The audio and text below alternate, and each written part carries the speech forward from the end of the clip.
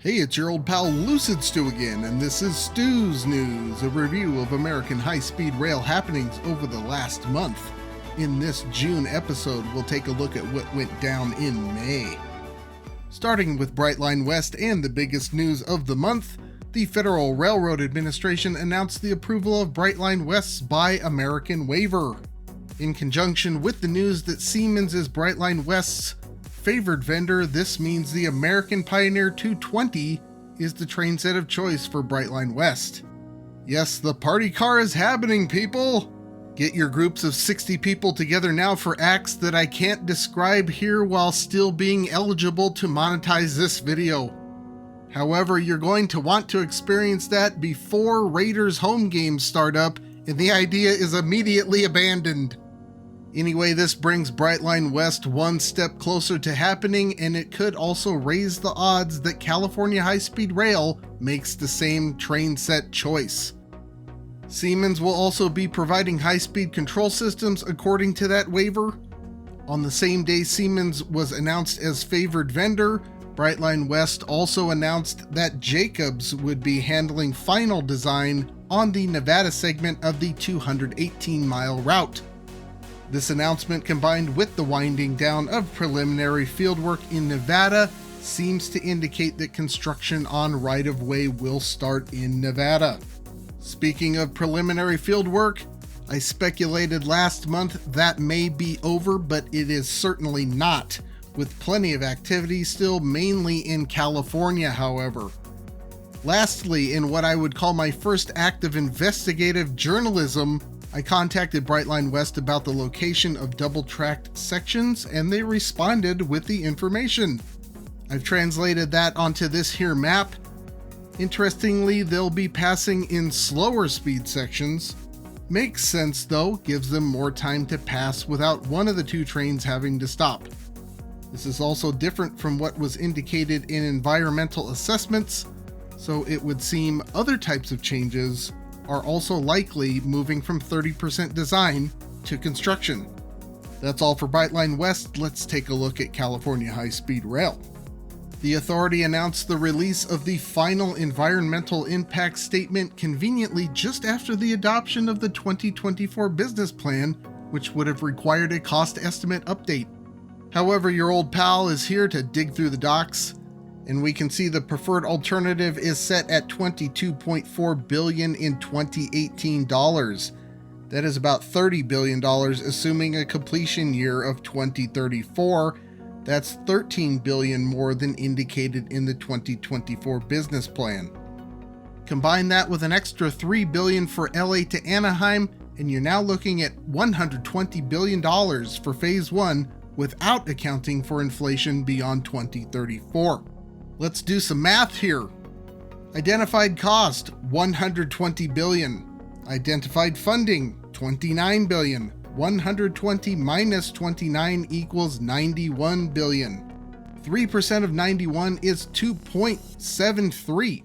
This means right now, they have to be taking in and expending $2.73 billion every year just to keep even with inflation. A little preview of the monthly Central Valley numbers. Current pace is $1.8 billion a year. It's not enough. It will never get done continuing this way. Never. Just to get done by 2040, they're going to need $7 billion a year every year. 2050, $5.5 billion a year every year for 26 years. If you simply take what's left and divide it by what they're spending, ignoring inflation, you're talking $20.75 for Phase 1. This turned into a mini California high-speed rail is in big trouble. Let's move on. California mocked for high-speed rail bridge to nowhere. This was the big buzz on social media over the last month, wherein it was insinuated that the cost of the Fresno River Viaduct in Madera, California is $11 billion, and that's all the California High-Speed Rail Authority has managed to accomplish in 9 years since starting construction. Let's peek again at the monthly numbers. We can see $13.2 billion has been expended so far, $11.6 billion on project development and construction, $10.2 billion on construction alone. That has netted the completion of 45 structures of varying complexity and the preparation of 57 miles of guideway. In addition, 34 structures and 34 miles of guideway are under construction. All of that is without track or overhead systems. Installation of those is supposed to start next year. So it's not as bad as $36.96 billion per mile as quoted in the article. However, at $200 million a mile for the easiest, cheapest part, it's not exactly flattering. Also of note, the Fresno River Viaduct is now connected to works on both ends, so it no longer looks like a push-up bar for the elder gods. Since we've looked at a fair amount of the Central Valley update, let's finish that. Keep in mind these reports run 2 months behind. Capital outlay budget summary: $108 million expended in March. Another mediocre month. We'd like to see twice that to keep up with inflation. Design build expenditures unimpressive at $68 million. Risk contingency drawdown was $90 million. That's mostly thanks to one large change order on CPs 2-3. If we go by the prior 9 months, current contingency will last 9 months from March. Going by the more mild trend, the prior 5 months, they have about 13 months. Either way, they're likely going over budget again on these construction packages by the middle of next year. Construction labor force up sharply to 1,499 average daily site workers. Hopefully that is reflected in construction numbers soon. I feel like I've been saying that for a while though. A deeper look at construction progress: 1 mile of guideway completed and 1 new structure in progress. We also see the extremely unambitious schedule for the rest of the year: 4 new miles of guideway and 5 new structures in progress in 9 months. We'll be coming back to this slide in the future, I assure you. Some good news: utility relocations looking good. This has been a hindrance at times in the past. Real property acquisition on schedule. They only have 26 more parcels to go. However, nearly all of those are railroad properties, and nearly all of those are in construction package 1 that will start coming under pressure to acquire around now, but definitely so by August. CP1 earned value chart. Schedule performance index slipping to 0.96. Still not terrible, but trending in the wrong direction. If we draw a line from the start of the variance to March, we get about a 5-month delay. Still plenty of time to correct that though. Let's end on a positive note. Federal funding to the tune of $3.4 billion came through for the 2.2 mile tunnel that would extend Caltrain and ultimately California high-speed rail service from San Francisco's 4th and King station to the currently highly underutilized Salesforce Transit Center. This amount is slightly less than the $4.1 billion that was anticipated, however, which leaves about $3 billion in funding still to be identified on the $8.2 billion project. With that, we'll say goodbye to California high-speed rail and hello to Dallas-Fort Worth HST. The North Central Texas Council of Governments had a public presentation with information concerning the DFW HST project. It's all stuff we've seen before. Interstate 30 routing, 80-foot high viaduct through downtown Dallas, larger Texas Triangle aspirations. One thing that's new, as far as I've noticed, is this automated transportation system between the proposed Arlington station and DFW International Airport. Unfortunately, I could not find more information about that on the NCT COG website beyond the testing and planning for a couple of pilot projects.